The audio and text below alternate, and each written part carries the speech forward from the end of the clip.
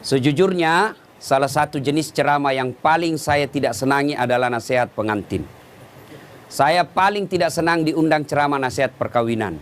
Kenapa? Setiap saya melihat pengantin baru, rasanya saya mau pengantin lagi. Nah, ibu bapak, saudara-saudara sekalian, karena yang menikah ini adalah adik saya, adik ibu yang beda ibu, beda bapak. Andai saja saya tidak bersaudara hanya karena tidak dilahirkan oleh perut yang sama, tapi dalam prinsip-prinsip kehidupan persaudaraan rasanya saya adik saya. Makanya saya datang di tempat ini. Pun bapak ibu kalau melihat ceramah-ceramah saya di YouTube, itulah karyanya si Ali. Di sini dipanggil rupanya VJ. Saya panggilnya Ali. Ya, ibu bapak, saudara-saudara sekalian. Kesempatan ini saya ingin sampaikan beberapa nasihat. Bukan nasihat ustadz, tapi nasihat agama. Yang pertama, kedua mempelai. Nikah, luruskan niat. Umumnya anak muda menikah dia bayangkan tempat tidur. Kalau tempat tidur kau bayangkan untuk menikah, maka siap-siap kau kecewa. Kenapa? Nikmatnya itu hanya sementara. Begitu sebentarnya yang namanya tempat tidur, maka disebut bulan madu. Tidak dikatakan tahun madu. Karena sebentar saja. Maka Nabi katakan nikahilah seseorang karena 4 hal. Yang pertama, nikahi kalau dia laki-laki, Ali nikahi dia karena kecantikannya. Ini penting cantik. Kenapa? Hampir 24 jam di depan kita. Baru bangun dia. Mau tidur dia lagi di depan kita. Mau makan ada lagi nih di depan kita. Pulang kantor dia lagi. Jadi kalau jelek, cepat kita bosan. Maka penting itu cantik. Ternyata cantik tidak boleh menjadi ukuran utama. Kenapa? Cantik ada batasnya. Bahkan zaman digitalisasi sekarang ini bisa jadi cantik di YouTube, cantik di Instagram, cantik di Facebook, ternyata aslinya hancur. Kenapa? Ada kamera 360. Putih mukanya, hitam lehernya. Cantik memang dia kalau di Facebook, tapi ketika diketemu aslinya jelek. Maka kecantikan ada batasnya. Okelah original kecantikannya. Sweet 17 kau cantik, 20 tahun kau cantik, 17 tahun kau cantik, tapi balik itu angka 17.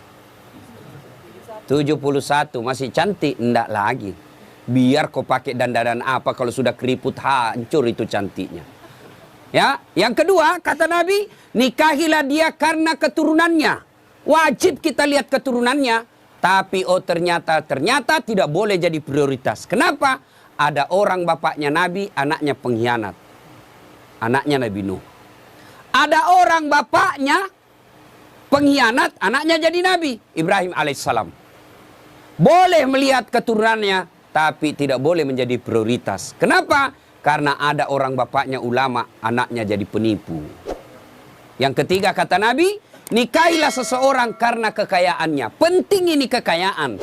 Itulah orang Bugis katakan, komelo komak bene mita ko irong kayu mau decengi. Kalau kau mau menikah, lihat kamu apa yang kamu bisa hidup di situ. Tapi ternyata tidak boleh jadi prioritas. Kenapa? Harga diri seorang laki-laki jangan kau gantungkan hidupmu sama mertuamu. Insyaallah kalau orang Bugis tidak.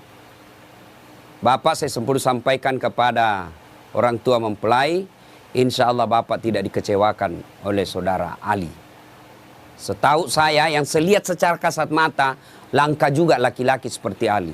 Punya prinsip hidup, jujur, dan jangan coba-coba kalau mau dibilang bohong, insya Allah tidak akan bapak temui di situ.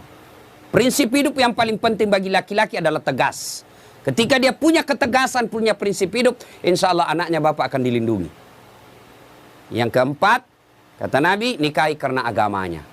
Bertanya mahasiswa saya di Unhas, Ustadz kenapa agama nomor 4? Mestinya kan nomor 1. Jangan salah paham. Agama betul nomor 4, tapi dia tidak titik di situ. Koma. Utamakan agamanya, karena dengan agama kau dapat semuanya. Mendapat perempuan yang cantik, keturunan baik-baik, anak orang kaya, penghafal Quran, rasanya kalau ada 100 cewek belum tentu ada 1. Ada yang cantik mukanya, hancur akhlaknya. Ada yang akhlaknya baik, mukanya kesurupan. Jadi untuk cari sempurna ini sangat jarang.